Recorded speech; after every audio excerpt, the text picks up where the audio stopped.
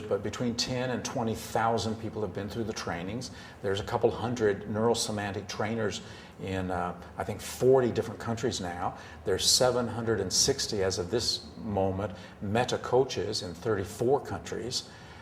We've got Meta Coach Foundation and chapters in quite a few countries now. We've got 15, 16 institutes of neurosemantics. An institute of neurosemantics in Malaysia has been created this last year, so we've got several trainers here and several meta coaches here. So it is truly international. Coaching in this country is relatively new, so there's a lot of confusion and misunderstanding. Perhaps you might like to explain to our audience what kind of experience one could expect from a meta-coaching conversation and some of the outcomes that they could hope to achieve. Coaching is different from consulting in that we don't give people advice. It's different from training in that we're not developing new skills, we're unleashing present skills, and it's certainly not therapy. It's not fixing people who are broken. It's working with people who are pretty healthy so they can unleash to the next level of development. And so the field of coaching is very unique in that way. The field, a meta coach is not an expert on the client. The client's the expert on what they want, their goals. The meta coach is the expert on facilitating the processes for making that happen. So the meta coach will have a conversation. I like to say they'll have a conversation like none other, that people will never have had that kind of a conversation because it's going to get to the heart of things and facilitate the stepping back and the enlarging of the frames that then creates change, generative change, that works systemically in a holistic way to unleash those potentials.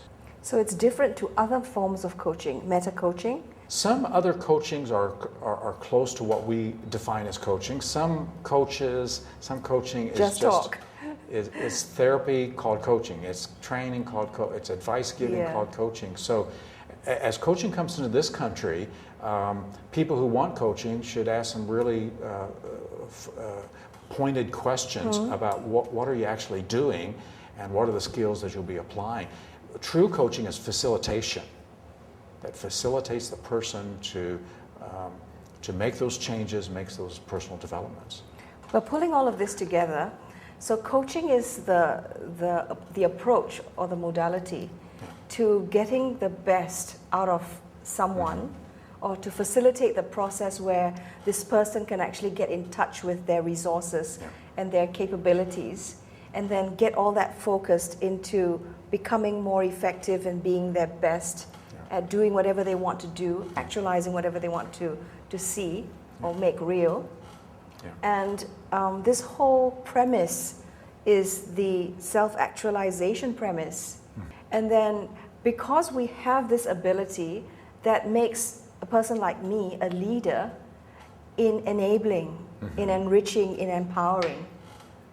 And that makes me feel really special about being able to support someone else, about lending more understanding, shed more light, if you like. And then suddenly the switch is on and everything becomes clearer, and then we don't get to feel so bad anymore. Because sometimes it's the little niggling things that get us down, and then if we don't attend to them, it gets bigger and it festers, and then it creates all kinds of other problems. When actually it's all about, okay, self-awareness, making the choice, and then looking at that, stepping away and saying, okay, let's take this to the next level. Well, there's many skills that support it, how you do that, supporting and equipping and enabling of another person, sometimes just believing in that. So there's many skills of a meta coach or of a self-actualizing leader. But a self-actualizing leader, a self-actualization coach, essentially loves watching people grow, watching people blossom. That's their delight, and they've got the skill to facilitate that. So if I'm listening out there and if I want to come and take one of your workshops, where would I go? What would I start with? Would I need to go through a series of them? How would I do that? We have a number of workshops. The beginning workshops are about learning to run your own brain. So one workshop is accessing personal genius or personal mastery. We call it APG, and it's a 3-day training on really receiving a lot of coaching patterns so that a person can create those mastery states so that they can be at their best. We have other gateway trainings. So we have like wealth creation, we have unleashing self-actualization, we have unleashing leadership. We have gateway trainings, games fit and slim people play, games for mastering fear. So those are gateways in that it's the gateway into neurosemantics. So there's gateway trainings. So a person could go to the websites and see the list of trainings and see where they're being offered. So just a word of warning, some trainings do all of that in 2 days. So the kind of training that Dr. Hall puts us through is very rigorous and very demanding. And I'd like to think that we're much better professionals when we do Dr. Hall's training. So just be aware that there are all kinds of trainings and to choose properly. And Dr. Hall's website is neurosemantics.com. Most people, most trainings that you go to, most books that you read tell you what you have to do, but they seldom tell you how to, or even yet, they don't give you a model that makes it easy for you to follow once the trainer goes away. My company, World Center of Personal Excellence, supports the work that Dr. Michael Hall does because it's actually the core of what I believe in, that is doing one's best no matter what. And it's about bringing about the best resources within ourselves. It's bringing about the best conditions, not depending on what other people say, on how other people react, or actually the environment that we live.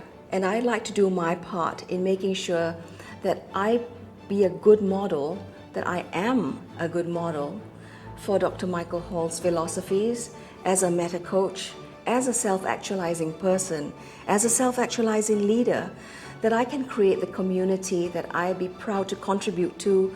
I can be part of a society that I can be proud to live in, and I can contribute to a world that I can be proud to leave to my children.